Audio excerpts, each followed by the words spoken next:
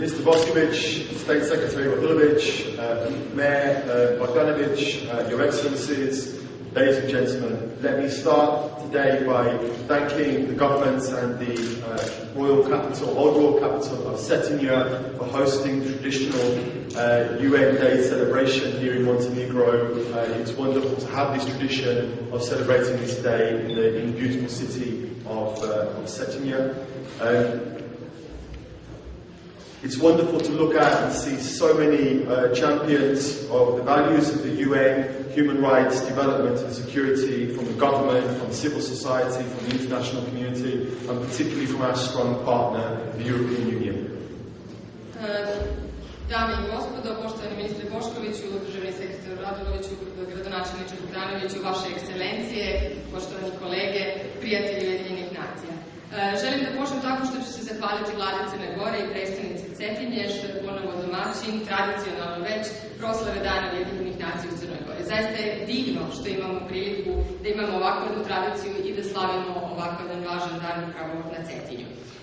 Meni je veliko zadovoljstvo I sjajan osjećaj kad pogledam I vidim da sam u društvu toliko istaknutih čuvara suštinskih vrijednosti Ujedinjenih nacija, ljudskih prava, razvoja I bezbjednosti koji dolaze ovdje iz vladinih institucija, iz civilnog društva, iz međunarodnih organizacija, a također, posebno da naglasim, od našeg vrlo pouzdanog partnera u ovim aktivnostima Evropske unije.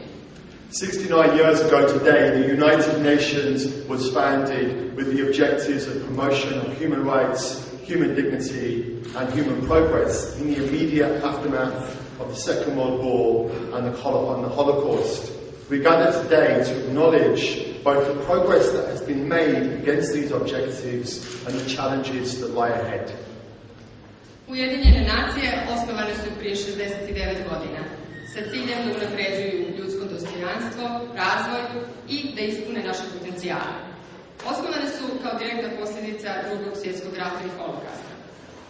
Okupili smo se danas ovdje da svečano obilježimo I dostignuća koje je čovječanstvo napravilo, ali I izazove koji dalje postoje u radu na unapređenju mira, ljudskih prava I ljudskog dostojanstva. These values are not only indispensable for the young Afghan girl seeking to complete school in the midst of poverty and extremism, the Liberian family plunged into catastrophic poverty because a household breadwinner is struck with Ebola, or the victim of domestic violence in Cetinju, in Seville, or in Chicago. These are values that promote and support and ensure security, human rights and human progress for all of us in Montenegro, in Europe and across the world. Upravo su te vrijednosti nezamjenjive I izuzetno važne ne samo za onu djevojčicu u Afganistanu koja se trudi I nada da će završiti školu, a da je ne ometu siromaštvo I ekstremizam. I ne samo za porodicu u Liberiji koja je gurnuta u katastrofalno siromaštvo pošto je jedini hranilac porodice obolio od ebole. I ne samo za ženu žrtvu nasilja u porodici ovdje na Cetinju I u Čikagu I u Londonu. Te su vrijednosti nezamjenjive I izuzetno važne za zaštitu ljudskih prava, bezbjednost I razvoj svakog ljudskog bića ovdje u Crnoj Gori, u Europi I u čitavom svijetu. Human rights instruments shape human rights protection systems across the globe, and the Millennium Development Goals created the framework for the biggest campaign against poverty the world has ever witnessed, with poverty reduced by half, dramatic decline in child mortality, dramatically increased numbers of children in school, better environmental protection mechanisms, and better systems for fighting communicable and non-communicable diseases. Instrumenti Ujedinjenih nacija za očuvanje ljudskih prava oblikuju nacionalne sisteme zaštite u cijelom svijetu, a milenijumski razvojni ciljevi inspirisali su I postavili okvir za najuspješniju kampanju za borbu protiv siromaštva u istoriji. Oni su predstavili okvir za borbu protiv siromaštva I siromaštvo je u svijetu prepolovljeno.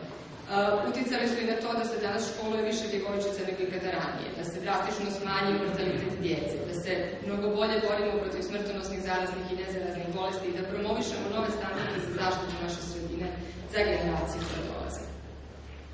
Next year, 2015, world leaders will gather together to review progress against the Millennium Development Goals and set out future development priorities for the period beyond.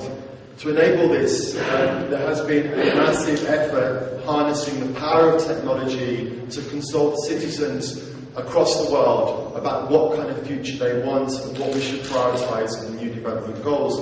And here in Montenegro, there has been a magnificent participation in this process. Over 8,000 Montenegrins responded to a survey on the type of future they wanted and what the priorities should be. And they outlined education, health, justice, and civic values as key priorities for the new global development goals. Sljedeće godine svjetski lideri sastaće se da bi analizirali napredak u ostvarivanju milenijumskih razvojnih ciljeva i razgovarat će o uspostavljanju novih globalnih razvojnih prioriteta za period posle 2015. godine.